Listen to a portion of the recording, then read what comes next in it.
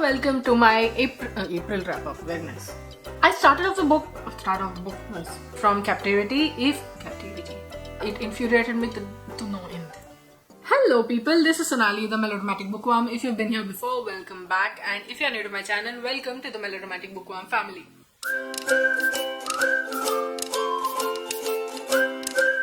Also welcome to my March 2024 wrap-up, in which I talk to you about the books that I read for DramaQueenAthon and some of the other books that I read. For those of you who don't know, in March I read only books by women authors, so that's what I did for this month as well.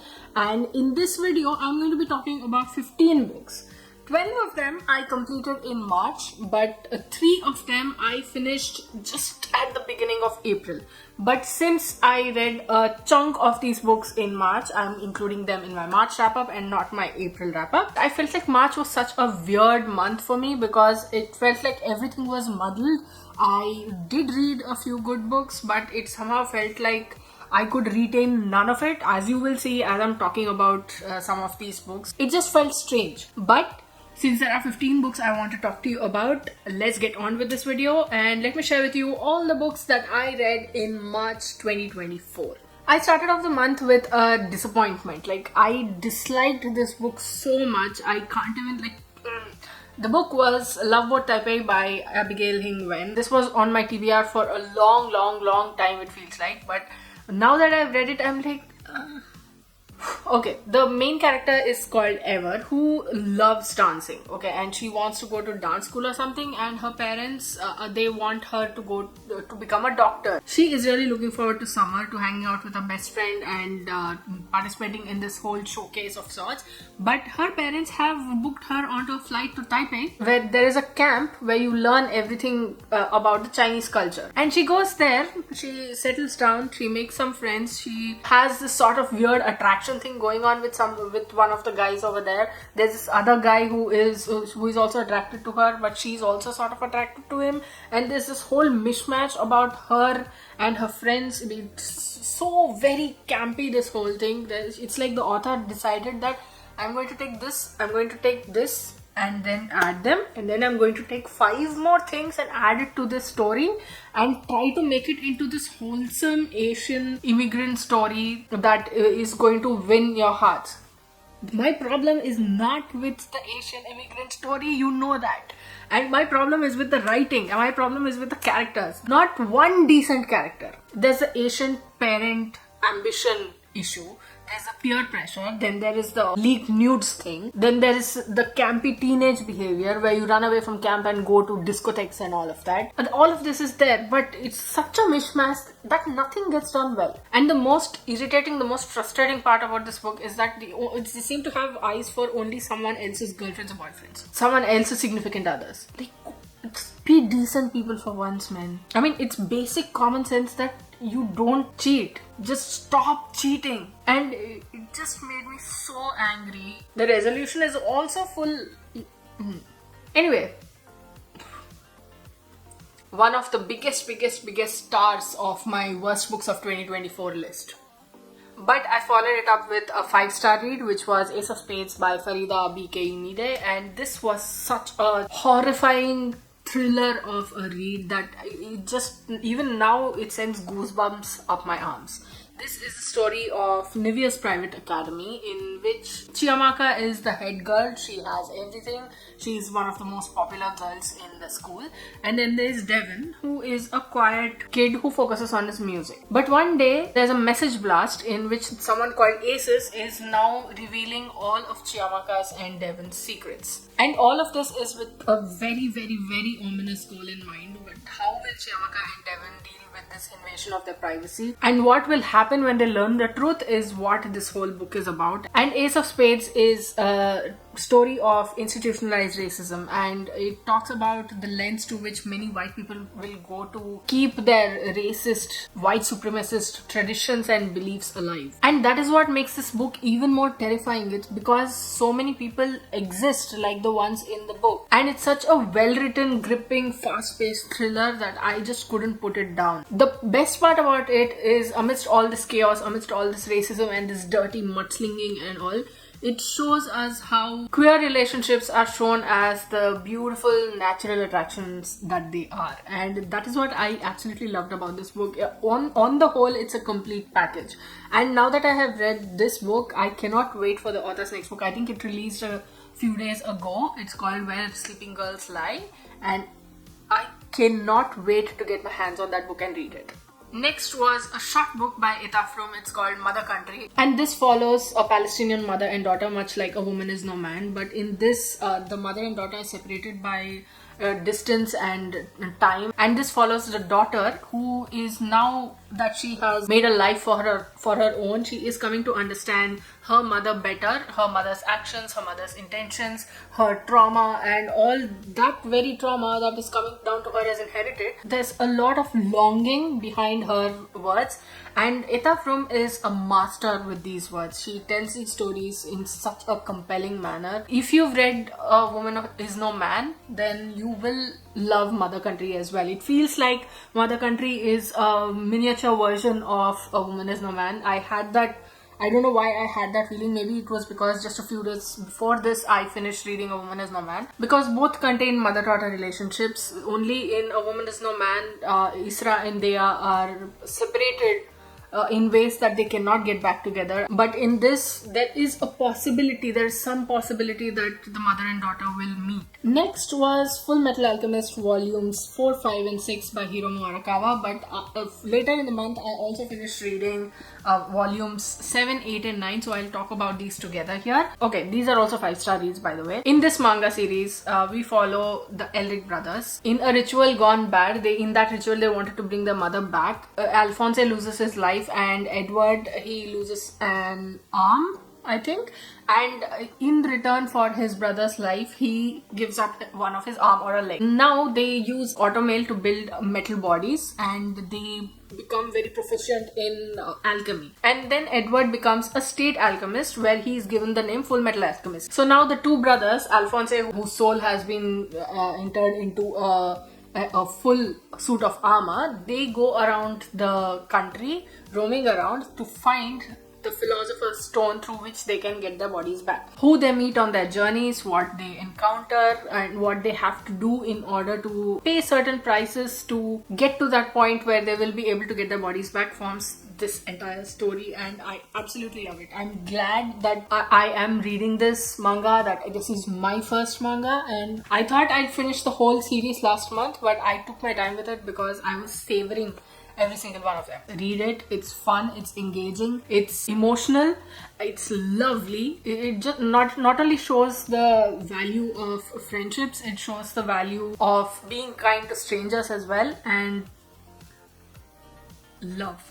Next was Instruments of Torture by Aparna Sanyal, and I've done a full rapid review for this book. If you'd like to go check that out, link will be here as well as in the description box below. So this is a collection of 8 short stories, each based on a medieval instrument of torture. And this was one of the most terrifying, heartbreaking, beautiful, emotional books I've read this year. Aparna Sanyal knows how to do this. Even from her first book, Circus Folk and Village Freaks, it was obvious that she had such a grip on the narrative, such a grip on language as a whole, to bring out all of those emotions in the reader, and I absolutely love her for it. I won't talk much about this book because I have done a more detailed review of it in a separate video, so don't forget to go check it out. Love this book, one of my favorites of 2024. Next was a book that I DNF'd, and I'm still so pissed at this book. I can't even... Okay, so this book is called House of Stone. It's by Novio Rosa Shuma, and this is a story set in Zimbabwe. And we follow this main character who is renting a house to a couple and their teenage son or 20-year-old son or something. And this 20-year-old son, he disappears. So this guy takes it upon himself. He doesn't have a family that he knows of, so he suddenly starts referring to those two parents as my surrogate father, my surrogate mother, and he tries to inveigle himself into the family. He tries to collect details, like he's collecting details of my family and all. It's very unhinged. It also tells you a lot about the history of Zimbabwe, but it's also so disgusting in some places. It just was weird, the relationship that this man had with those two. 3 or 4 times something like that happened in the book, and I'm like, he is lusting after that whatever surrogate father's ex who died, pregnant ex who died. Like, guy, have some shame, man. That's not right on so many levels. It just wasn't for me. I just couldn't take that level of nastiness, and I gave up. I think it was at around 56 or 57% that I was like, bro, no, I can't do this anymore. Next was Lost Kingdom by Laurel Black, and this is a fantasy story, and this follows Raven who doesn't recollect anything of herself and of her tribe, and she is now being worked in the mines by a very brutal, oppressive, tyrannical tribe. The only clue that she has is that there is some sort of a map on her hand, but she doesn't know how to decipher it. Now there's Jeddak, who is a man on a mission. He is come to this kingdom to try and find the Xavian stone in order to take it back to his king, who will only release Jeddak's fiancée from captivity if he has the Xavian stone in hand. Now Jeddak realizes that the only person who can help him, who has a map to that stone, is a prisoner called Raven. They come together in mysterious or some way or the other, and now they are on the run. They are on this whole adventure of sorts where Jeddak is hiding something from him. Raven doesn't know what she's hiding from him, and they are on this whole quest of sorts. They meet different people. They are running from this tribe, the Rathalanterans, and now they are off on some journey. They have to find their way. There are different routes, but they have to find the best route to reach the Kovac kingdom that Jeddak is from. It's so much fun. It takes some time for you to get into the story, to know who the characters are, to understand them, and to acquaint yourself with what both of them are talking about, what both of them have at stake over there. I feel like the author has done a fantastic job when you realize what exactly happened to Raven, why she doesn't remember anything, the way Jeddak and Raven's relationship grows along the way. It's just fantastic. I had a lot of fun reading this book. Like I said, took some time, but it was totally worth it. Next was a book that I read for Buzzwordathon, being hosted by Kayla from Books and Lala. The prompt for March was there should be a name in the title, and for that I chose Eleanor Oliphant is Completely Fine by Gail Honeyman. And this is such a, I would say, strange story, because Eleanor Oliphant is a strange woman. She has strange customs. She works at an office, and she has been working there for a long time, but her social interactions, she doesn't have that good of a rapport with her colleagues. She doesn't have many friends. She has a set timetable. She does this, and then over the weekend she stays at home with frozen pizza and some alcohol and the like. All that is going on in her life. But one day she makes acquaintance of Raymond, who is the IT guy, and one day when they are outside, they happen to save Sammy, who is an elderly gentleman who has fallen on the sidewalk, and they form a sort of a bond over there. And how each of them affects the other's lives forms this entire story. But it's also the point where it's understandable what Eleanor has been through. There's a lot of unresolved trauma in her life. But the point that I was picked out by is that she is obsessed with this musician guy, and she thinks that, okay, if I give that out, that's going to be a huge plot point, so I'm going to put my brakes on that. But that I found that really weird. Overall, I felt like it was a sweet story of someone who doesn't have these social skills and all, who is coming in contact with another very kind human being, and she is slowly being shown the ways of the world, and she sort of begins to show emotions and all. But there's also so much behind the scenes with with her relationship with her mother and everything, and it just freaked me out the way Eleanor behaved on so many occasions. That last plot twist was good, but it also felt like the resolution was too abrupt. It felt too fast, and I don't think anybody turns around that fast. I liked the book,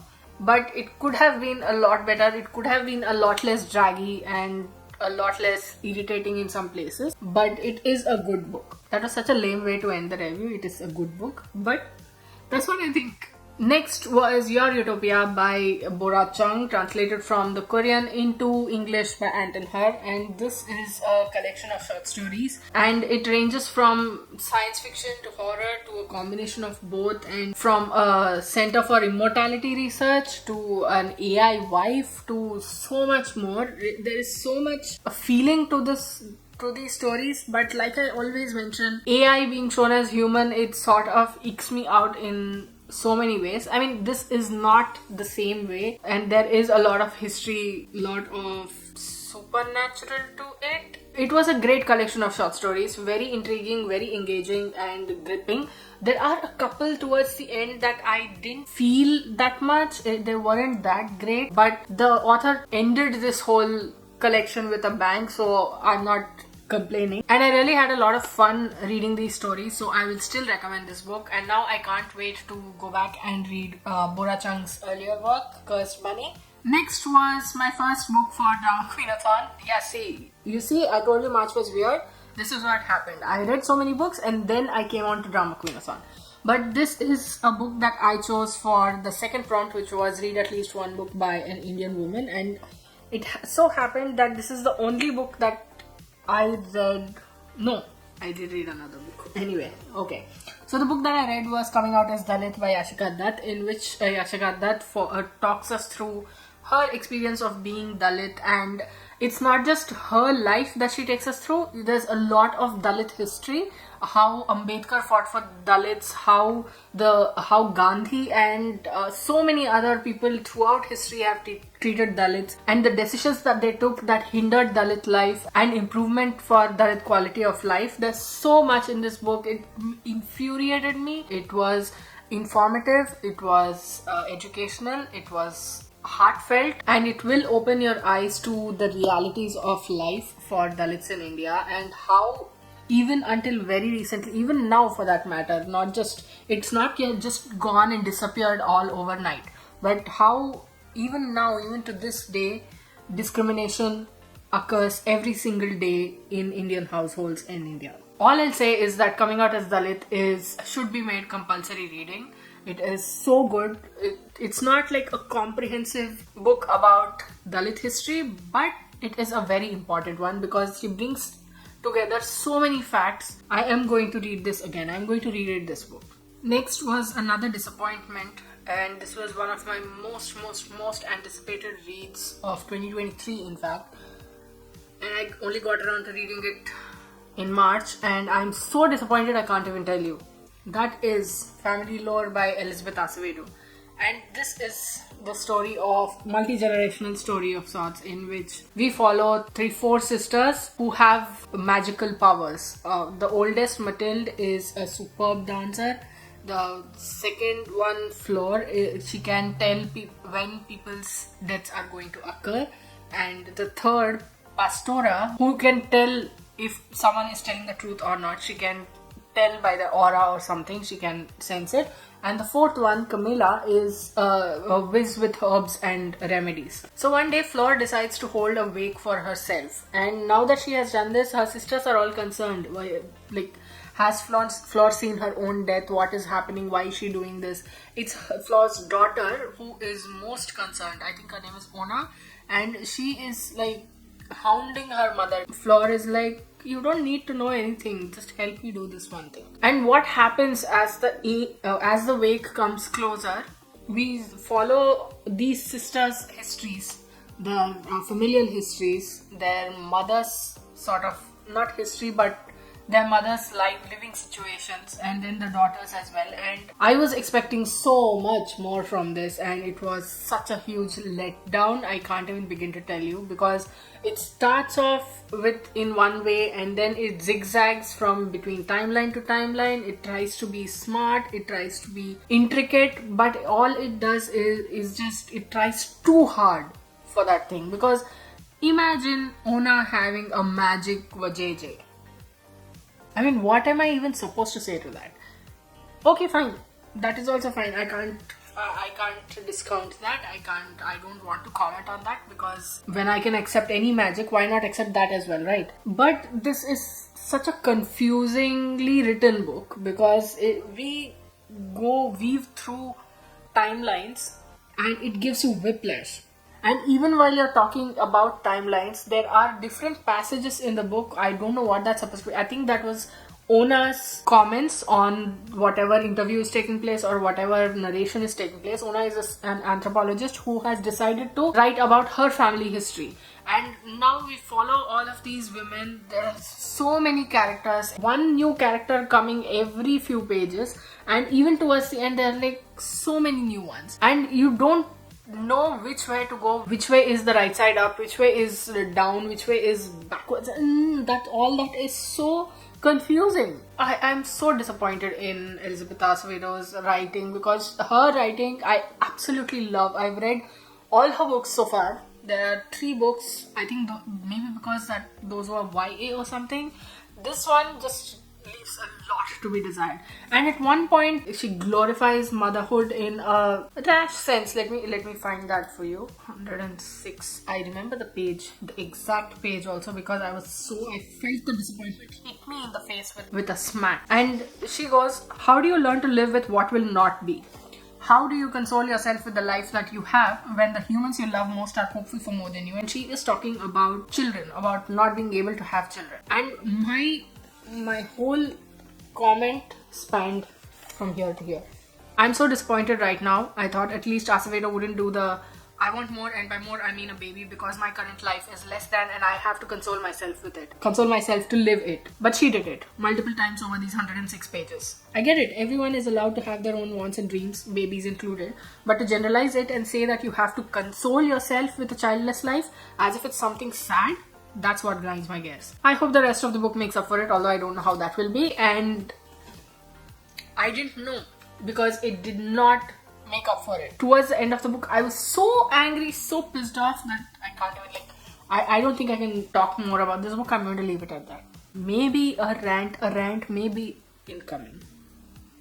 And then I talked about Fullmetal Alchemist volume 7, 8 and 9 already. So moving on to the last 3 books, which are the books that I started in March but finished in early April. But I'm including them in my March wrap-up because the majority of them I read in March. Okay, there was a lot of March, but okay. The first book here is Light from Uncommon Stars by Raika Aoki, and this is a science fiction book. This is a book that I was reading for DramaQueenAthon for the Read At Least One book by a trans author, trans woman, and this is a fun story, but it was not where I was expecting it to be. This is a science fiction story in which we follow 3 main characters. One is Shizuka Satomi, who is a violinist who has sold her soul to the devil, and he has promised that if she gives him 7 souls of very talented violinists, then she will get her soul back. She has sold 6 of them so far, and now she's on the lookout for 7. Now that 7th is Katrina, who is a runaway transgender violinist, and Shizuka finds Katrina one day and listens to her music, and she is taken in, and she decides that Katrina is the student that she is going to train. And then there's Lantran, who is a starship captain, but now she is running a donut shop. How all of these people's paths will cross and what they will come to mean forms this entire story. And I enjoyed it to a large extent. Like the first 100 pages, writing brilliant. Last 50 or 75 pages, even writing brilliant. But then in the middle, it drags quite a bit. Throughout the whole book, in fact, there's so much music jargon, like violent technicalities, that it becomes difficult to absorb yourself into the story. The author shouldn't technically dumb down a story for the reader's sake, but don't make it into such a technical storyline with technical details that the reader doesn't feel like getting absorbed into the story at all. So all I'm saying is that though the story had a lot of ups, the writing was beautiful before it got a little too purpley and a little too wannabe, before it turned into again that beautiful writing. There's also the handling of the issues that Katrina faces, both in real life, online hate, her music, how music changes her life. It is still a good book if you do want to try it. It's very interesting, that's for sure. Next was Learn by Heart by Emma Donoghue, and this is based on a true story. Anne Lister was a real person. Eliza Rain was a real person, and this is, I think this is a sort of fictionalized version of their story based on their letters, their journals. This is the story of Eliza Rain, who is studying at a school in York. It's called the Manor School for the Young Ladies, and she's studying there. And then there's this new student called Anne Lister, who prefers to go by the name Lister, and how they form a bond with each other, how they come together, and how they spend their days, the rapport they have with the other ladies in the school, the things that they learn, the realities of that time. They're talking about Napoleon, and they're talking about the French army, and they're talking about the prime minister. There's a lot of historical things going on over there. And it was a quick read. You could like sit down and read this in like 5 or 6 hours. The relationship between these girls and the other girls in their class, or the other girls in the school, was so strange, because they could be very scathing and very biting in one place, and then the next moment they'd be laughing and joking and ribbing each other and having fun in general. And I was like, babes, are you okay? And the other issue that I have is that the author used turns of phrases, even for Eliza for that matter. Eliza was the daughter of a British father and an Indian mother. There's also one point which I can't get out of my head, and I don't know if it's a big deal or not, but there's a point where the author chose to say she gave a monkey smile. Like, if the character herself is talking about that, if she is saying that she's giving a monkey smile, like I gave a monkey smile to her and ran away, that would be a different matter. But when the narrator is doing this job, it gives a whole different connotation to it, and I was like, was that the right choice of word? Sometimes it happens, I totally understand, but was that the right choice of word? But otherwise, I went on a whole rabbit hole about who Anne Lister was and who Eliza Rain was, and it was very fascinating. Anne Lister is said to be like the first openly lesbian woman in Britain, if I'm not mistaken. And to read about her and to read about how Eliza was treated, it's sort of like why was she treated like that? And at one point there was a thread of this psychological problem to her father's side, but she was also Indian, and we don't know what kind of issues that her mother's side had. And I'm like, excuse you? Okay, fine. But don't bring Indianness into this, right? Like, it's not a British Indian issue. It's a human issue. Human brain. I'm like... So the last book that I'll be talking about in this wrap-up is Your Heart is the Sea by Nikita Gill. And I asked you which book I should be reading, whether I should be picking up this book or not. And I did see, although I wasn't able to comment or reply to your comments, but I did pick this book up. I did listen to you, and what a decision that was. I absolutely loved it. Oh, by the way, this is also a book that I read for DramaQueenAthon. For the first prompt, read a book by a woman author. I keep forgetting. Why do I keep forgetting? Anywho, so this is Nikita Gill's poetry collection, one of Nikita Gill's poetry collection. This was published in 2018, and it's only now that I'm getting to read it, but it's fine, it's fine. This is one of my favorite collections of Nikita Gill's because there is so much of her in here. You can see the heart that she puts into it, the power, the strength, the woman's empowerment, the humanity that shines through every single one of her poems. It's absolutely lovely, and I'm glad that I picked this book up. So if you ask me, am I going to recommend this book? What do you think? A big resounding hell yes.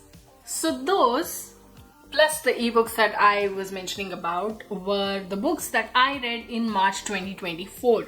Which of these have you read? Which ones do you want to read? What did you read in March? Did you find any favorites? And what did you read for DramaQueenAthon? Did you participate or did you not? Will you be participating in the next, maybe weekend DramaQueenAthon?